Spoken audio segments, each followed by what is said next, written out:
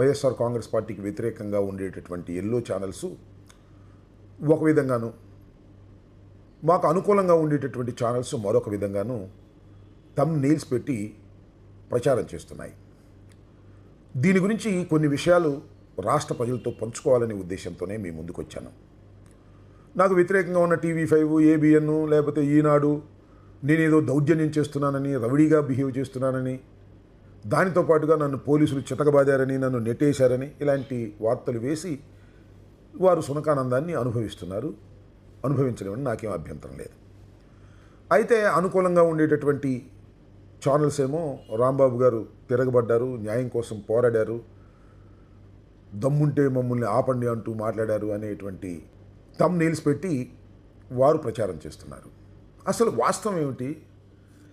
ఎందుకు అంబటి రాంబాబునైనా నేను 70 సంవత్సరాలు సమీపిస్తున్నప్పుడు అంత ఆవేశంగా పోలీసుల మీదకి వెళ్ళవలసిన అవసరం ఏమొచ్చింది అనే విషయాన్ని నేను ప్రజలకు చెప్పవలసినటువంటి బాధ్యత ఉన్నదని నేను భావిస్తున్నాను. ముఖ్యంగా నేను చెప్పదలుచుకున్నది ఏంటంటే, నా ఆవేశం పోలీసుల మీద కాదు, ఈ ప్రభుత్వం మీద అని. ప్రభుత్వం అంటే పోలీసులే ముందు కనపడుతున్నారు. ప్రభుత్వం అంటే ఏమీ లేదు. ఇవాళ పోలీసు అధికారులే కనిపిస్తున్నారు. నిన్న కానీ అంతకుముందు సంఘటన కానీ ఒక్కసారి పరిశీలిస్తే మమ్మల్ని అడ్డుకోవడంతో నేను ఆవేశాన్ని ప్రదర్శించవలసిన అనివార్యమైన పరిస్థితి అక్కడ ఏర్పడింది. నిన్నైతే జగన్మోహన్ రెడ్డి గారి పర్యటనకు మేము వెళుతున్నప్పుడు అడ్డగించేటటువంటి ప్రయత్నం చేశారు అందరినీ కూడా. సరే, మాకు నోటీసులు ఇచ్చారు, వెళ్ళడానికి వీల్లేదన్నారు. ఆగిందా? మీరు నోటీసులు ఇచ్చారు, 3 కార్లు 100 మంది మాత్రమే వెళ్ళాలి అని మీరు ప్రచారం చేశారు, నోటీసులు ఇచ్చారు, భయపెట్టాలని ప్రయత్నం చేశారు. ఆగిందా? ఇక్కడ మీరు తీసుకున్న నిర్ణయాలు తప్పు, ప్రభుత్వం తీసుకున్నటువంటి నిర్ణయం తప్పు. జగన్మోహన్ రెడ్డి గారు ఒక కార్యక్రమానికి వెళుతున్నప్పుడు, ఆయన మాజీ ముఖ్యమంత్రి స్వర్గీయ రాజశేఖర రెడ్డి గారి కుమారుడు, అత్యంత ప్రజాదరణ కలిగినటువంటి వ్యక్తి. ఆయన పరామర్శకు వెళుతున్నప్పుడు మీకు పర్మిషన్ కావాలని అనడం ఒకటి, రెండవది ఆయన అడ్డగించే ప్రయత్నం చేయటం ఒకటి. ఇది చాలా దుర్మార్గమైనటువంటి అంశం ప్రజాస్వామ్యంలో. కాబట్టి ఆవేశం వస్తుంది. మీరు చేస్తున్నటువంటి పనులన్నీ కూడా తప్పే. మీరు పోలీసు యంత్రాంగాన్ని ఉపయోగించి మమ్మల్ని అణచాలని అనుకుంటున్నారు. దీనిలో ఏమైనా సందేహం ఉందా? రాష్ట్ర ప్రజలు ఆలోచించమని మనం చేస్తున్నాం. గుండ్లపాడు అనే విలేజ్లో 2 తెలుగుదేశం వర్కర్లు చనిపోతే వాళ్ళు చంపుకుంటే పిన్నెల రామకృష్ణారెడ్డి గారిని, వారి తమ్ముడిని మీరు కేసులో పెట్టి వికృతానందాన్ని అనుభవిస్తున్నారే పోలీసులు. ఇది ధర్మమేనా? అంతేకాదు, చీటికి మాటికి కేసులు పెట్టేస్తున్నారు, చీటికి మాటికి లోపల వేసేస్తున్నారు, బెయిల్ రాకుండా అడ్డుకుంటున్నారు. అంటే ఏమిటి? పోలీసు యంత్రాంగాన్నంతా ఉపయోగించి వైఎస్ఆర్ కాంగ్రెస్ పార్టీని అణచాలని అనుకుంటున్నారు. అది సాధ్యం కాదు అనేది ప్రజాస్వామ్యంలో చరిత్ర చెబుతున్నది. ప్రతి దానికి పోలీసును లాఠీని ఉపయోగించాలి, కేసులు ఉపయోగించాలని మీరు చేసే ప్రయత్నానికి వ్యతిరేకంగానే మాకు ఆవేశం వస్తుందని మనం చేస్తున్నాను.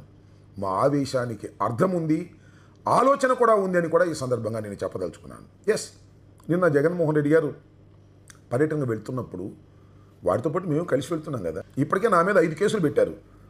ఇవాళ కూడా కేసు పెట్టారు. సత్తెనపల్లి పోలీస్ స్టేషన్లో నా మీద కేసు పెట్టారు. కేసులు ఎదుర్కోవడానికి మేము సిద్ధంగా ఉన్నాము.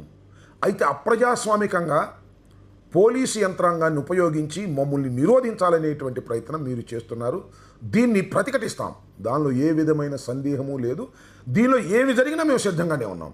మీరు కేసులు పెడతారా, లోపల పెడతారా, లేకపోతే మరొక విధంగా మమ్మల్ని హింసిస్తారా, ఏమి చేసినా కూడా మేము సిద్ధంగా ఉన్నామనేటువంటి విషయాన్ని చాలా స్పష్టంగా నేను చెప్పదలుచుకున్నాను.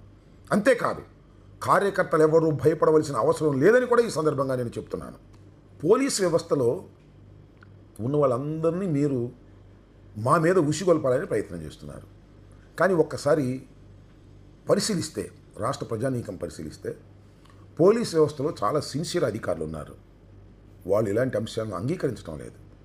కానీ కొంతమంది చంద్రబాబు నాయుడు గారు తాబేదారులనండి, లోకేష్ గారు రోజు మాట్లాడేటటువంటి వ్యక్తులు కానివ్వండి, IPSలో ఉన్నవాళ్ళు కక్షగట్టి దీన్ని అణచాలని, జగన్మోహన్ రెడ్డి గారి మీద కక్ష తీర్చుకోవాలని ప్రయత్నం చేస్తున్నారు. వారు మాకు తెలియదని మీరు అనుకుంటున్నారా? ఖచ్చితంగా వాళ్ళని మేము ఐడెంటిఫై చేస్తామని కూడా మనవి చేస్తున్నాం. ఎందుకంటే మీరు లా అండ్ ఆర్డర్ కాపాడవలసినటువంటి మీరు ఒక రాజకీయ పార్టీని అణచటం కోసం ఎన్నెన్నో కేసులు పెట్టి జైళ్ళకి పంపించి సాధిస్తామని అనుకుంటున్నారే, ఏమీ సాధించలేరని నిరూపించడానికి మేము సిద్ధంగా ఉన్నాం. ఇంకా 4 సంవత్సరాలు ఉంది. 1 సంవత్సరం అయిపోయింది. ప్రజా వ్యతిరేకత పెళ్ళుబుకుతా ఉన్నటువంటి సందర్భం అని కూడా మనం చేస్తున్నాం. ఏంటంటే చిన్న చిన్న కేసులు పెట్టేసి చాలామందిని బెదిరించాలనేటువంటి ప్రయత్నం మీరు చేస్తున్నారు. ఇవాళ ఆంధ్రజ్యోతిలో ఫ్రంట్ పేజీలు వేశారు. 2029లో మా పార్టీ అధికారంలోకి రాగానే గంగమ్మ తల్లి జాతరలో వేట తలలు నరికినట్టు రప రప రప నరుగుతా ఒక్కొక్కని అని ఒక యువకుడు ఇలా నిన్న జగన్మోహన్ రెడ్డి గారి పర్యటన సందర్భంగా ఒక ఫ్లెక్సీ లాంటిది పట్టుకొని కనిపించాడు. ఇది కరెక్ట్ అని నేను అనడంలా, ఇది చాలా తప్పు. ఇలా ఈ యువకుడు రెచ్చగొట్టడం అనేది 100కి 100 పాళ్ళు తప్పు. అతని పేరు ఏంటంటే రవితేజ, 88 తాళ్ళూరు. ఈరోజు ఉదయమే 2 గంటలకు పట్టుకెళ్లారు, నకరికల్ పోలీస్ స్టేషన్లో పెట్టారు. వితిన్ 24 అవర్స్లో అతన్ని కోర్టులో ప్రొడ్యూస్ చేయకపోతే దాని మీద మేము యాక్షన్ తీసుకుంటాం చట్టపరంగా. అయితే ఇక్కడ నేను చెప్పదలుచుకున్నది ఏంటంటే, ఇతన్ని నేను సపోర్ట్ చేయటం కాదు, కానీ ఇతను ఆవేశంగా ఇలా పట్టుకోవడానికి గల కారణం ఏమిటి రాష్ట్ర ప్రభుత్వం ఆలోచించుకోవాలి. ఇది ఒక పుష్పాల డైలాగు. చిన్నోడు బహుశా నేను అనుకోవటం 23-22 సంవత్సరాల వయసు ఉంటుంది. ఆవేశంతో ఇలాంటిది పట్టుకున్నాడు. ఇంత ఆవేశం రావడానికి గల కారణం ఏంటి? ఈ సంవత్సర కాలంలో మీరు చేస్తున్నటువంటి అరాచకాలు కాదా? మీరు చేస్తున్న దౌర్జన్యాలు కాదా? మీరు చేస్తున్నటువంటి అరాచకాలు దౌర్జన్యాలు చూసిన తర్వాత పాపం పిల్లలకి ఇలా కలుగుతుందన్నమాట. ఇది తప్పైనా సరే దీన్ని మీరు ఆలోచించుకోవాల్సిన అవసరం ఉన్నది. 2029లో మేము అధికారంలోకి వచ్చిన తర్వాత మీ సంగతి తేలుస్తాం అనేటువంటి భావన రాష్ట్రంలో ఉన్నటువంటి వైఎస్ఆర్ కాంగ్రెస్ పార్టీ కార్యకర్తలకు అందరికీ కూడా కలుగుతూ ఉంది. దాన్ని చూసే మాకు భయం వేస్తుందని కూడా ఈ సందర్భంగా చెప్తున్నా. ఎందుకంటే 2029 ఎన్నికల్లో జగన్మోహన్ రెడ్డి గారు అధికారంలోకి వచ్చిన తర్వాత ఇలాంటి యువకుల్ని ఆగమన్నా ఆగరేమోననేటువంటి ఒక ఆందోళన. కారణం మీరు చేస్తున్నటువంటి ఈ దారుణమైనటువంటి కార్యక్రమాలు చూసిన తర్వాత వాళ్ళు ఆవేశంతో ఉంటారు, రెచ్చిపోయి ఉంటారు. ఇది కరెక్ట్ కాదు ప్రజాస్వామ్యంలో. అయినా వీళ్ళని కంట్రోల్ చేయగలుగుతామా అనేటువంటి బాధ కలుగుతూ ఉంది. నేను మరొక్కసారి చెప్పదలుచుకున్నది ఏంటంటే, నేనేదో పడుతున్నానని, ప్రచారం కోసం తాపత్రయపడుతున్నానని చాలా యూట్యూబుల్లో నాకు నచ్చని వాళ్ళు పెడుతున్నారు. చాలా సూటిగా చెప్తున్నా, ఇలాంటి దౌర్జన్యాలు, ఇలాంటి అక్రమాలు, పోలీసులు బిహేవ్ చేస్తున్న చట్ట వ్యతిరేకమైన కార్యక్రమాలు చూసిన తర్వాత తెగించి ఉన్నామని కూడా ఈ సందర్భంగా మనవి చేస్తున్నా. కేసులు పెట్టినా, లోపలు పెట్టినా, ఈ క్రమంలో ఏమి జరిగినా సిద్ధంగా ఉండవలసినటువంటి అనివార్యమైన పరిస్థితి కల్పించింది ఈ ప్రభుత్వం అనేది గుర్తుపెట్టుకోండి.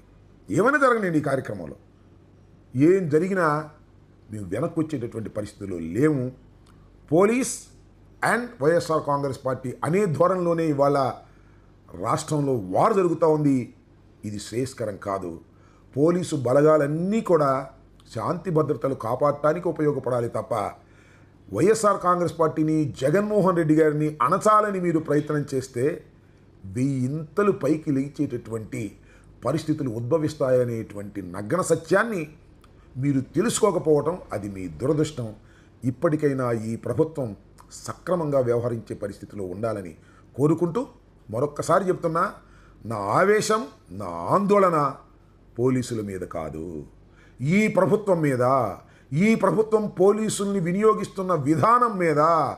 చాలామంది పోలీసులు, ఐపీఎస్ ఆఫీసర్లు సిన్సియర్గా పనిచేసే వాళ్ళు ఉన్నారు, వాళ్ళ మాట సాగడం లేదు. కొందరు ఐపీఎస్ అధికారులను గుప్పెట్లో పెట్టుకొని లోకేష్ గారు ఆడుతున్నటువంటి నాటకం, వారందరి పేర్లు కూడా త్వరలోనే నేను ప్రకటిస్తానని కూడా ఈ సందర్భంగా చెప్తున్నాను. కాబట్టి దేనికి భయపడకోకుండా రాజకీయాలు చేయవలసినటువంటి పరిస్థితి కల్పించిన ఈ ప్రభుత్వాన్ని